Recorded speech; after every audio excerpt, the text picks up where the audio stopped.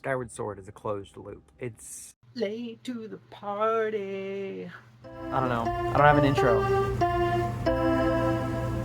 I just keep thinking about what if in the Tears of the Kingdom timeline jump, what is the timeline where Zelda doesn't time travel?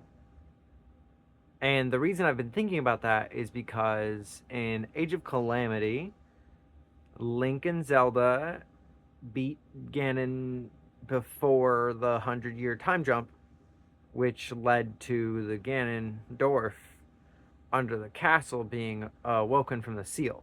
And so partly Ganon caused the disruption which allowed the seal to get weakened, but also I think a big part is the time, because obviously like that's the like how the timeline works. But then as soon as they defeat Ganon, they would then live out the rest of their lives and seemingly die before that 100 years, and then Zelda doesn't get the stone and then doesn't go back and provide the Schrodinger's stone and help them, which cause, so what is the timeline?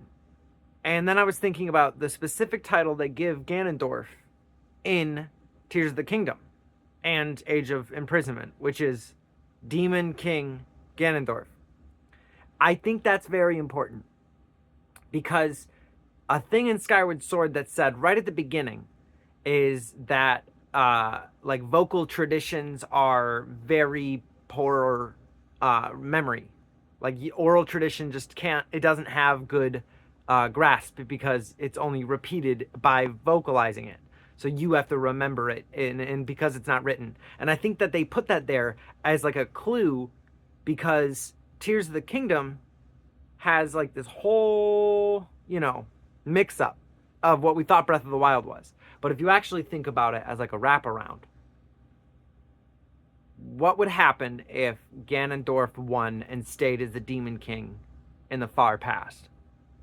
Tens of thousands of years ago. Well, then he would be the Demon King.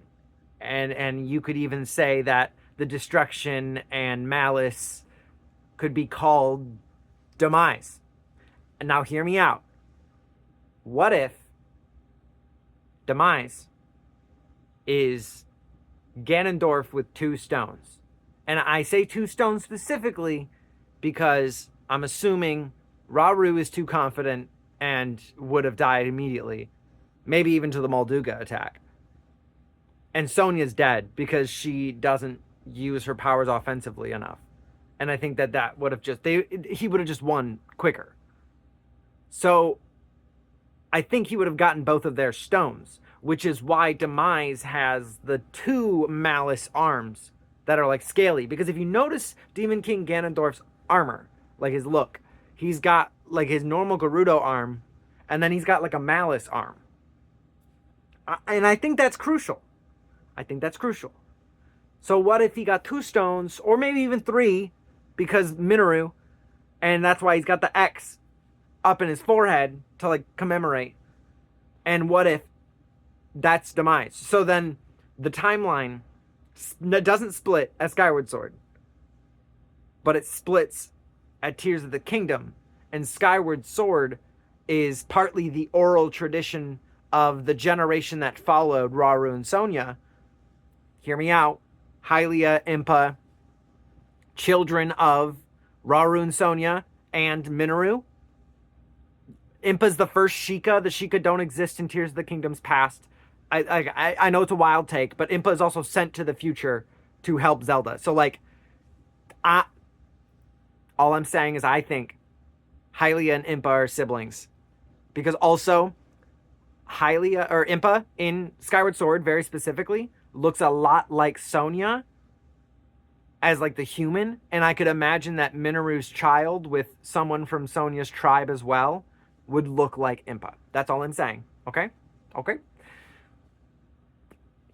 And also the Mother Goddess statue that is in the Forgotten Temple that is in Breath of the Wild is called like the Holy Relic, the oldest relic, and they say it's to the Mother Goddess. Also, in Tears of the Kingdom, when you get the shrines, they do not reference the goddess in any way. They say, "May the light shine upon you." Like, this is the power we bring to you. Blah blah blah. Whatever. It's Rauru and Sonia. But crucially, in the Breath of the Wild shrines, which were built in preparation after Tears of the Kingdom's past, the Sheikah created all of that to prepare for the first, because they knew, because Zelda time traveled back and warned them in this timeline.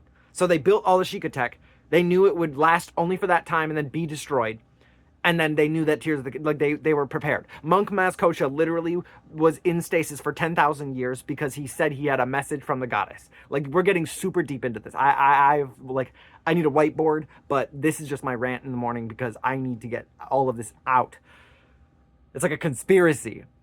Tears of the Kingdom solves the Breath of the Wild timeline, and if you think about it, because it's actually a time split. So the theory basically is the generation Impa and Hylia work together. They set the plan. They set up the time gate, the gates of time, which exist because of the powers that Sonia and Rauru have, because it's a physical space through time. The gates of time, very crucially, are not random time traveling devices. You don't go to like random points of time. They are open and closed setup devices. They are, you could even say, like Sheikah devices, because they use all the Sheikah tech and the Hylian text. And also Age of the Calamity, the robots crucially calls for the gates of time. The thing that it opens up is the gates of time, because the gates of time are a material, like physical movement through time. When you step through the gates of time, it sets you to the exact point it needs you to be at.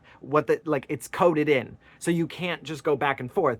So that means that they set up the gates of time to send Impa forward permanently without any return. And then that gate of time was then coded to go to the future. And then she waited for them to come back. But then as soon as it was done at the end of Skyward Sword, the gates of time dissolved, because that's how the machine is set up. Once the future is over, the kill switch hits and the gates of time can't return back. It's like, that's literally, and that's how it in the Master Sword has also access in Ocarina of Time.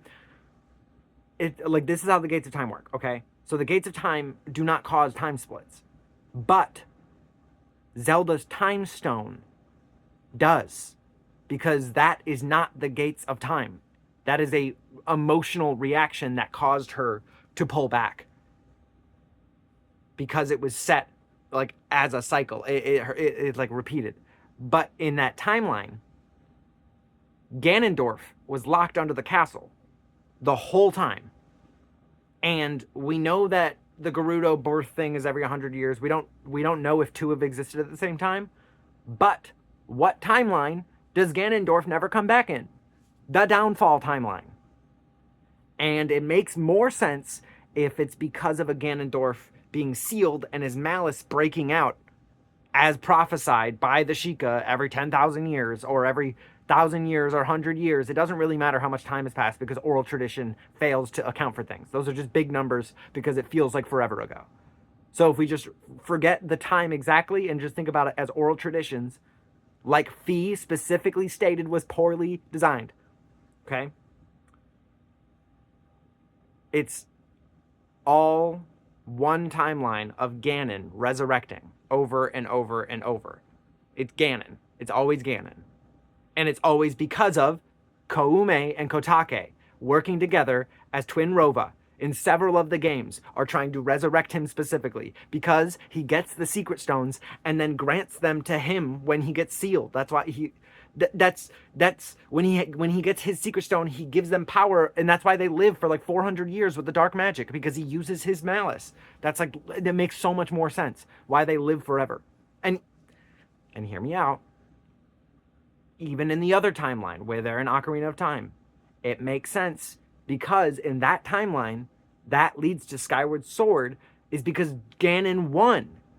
Ganondorf, Demon King, became Demise, and he grants his power to Koume and Kotake, who are in Tears of the Kingdom's past and in Age of Imprisonment. So, and they refer to him as the older king. So then he passes his power on to them for them to raise his descendant. And I think Groose is the next one born after he dies. That's just like a side note. But then after all that, who comes next? Ganondorf, the second in Ocarina of Time, which causes the second time split with the Master Sword. But that's also not because of the Master Sword and the Gate of Time. It's because Zelda used her time magic at the end of the game to send Link back. It wasn't the Gate of Time, which is why it became a time split. But it makes no sense for a time split to happen because Link dies. And that's why I think it's because of the Tears of the Kingdom. I think Tears of the Kingdom is the downfall timeline. And at the end of it is Breath of the Wild.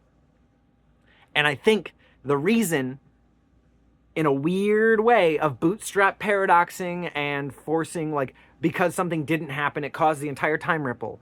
I think the reason that demise existed is because the time travel in Age of Calamity, when the robot time traveled back and they killed the spirit of demise within Ganon and the past, like the collided Ganon, I think that is what caused the time ripple, which allowed Ganondorf to be the winner in the Tears of the Kingdom timeline, because Zelda never time traveled.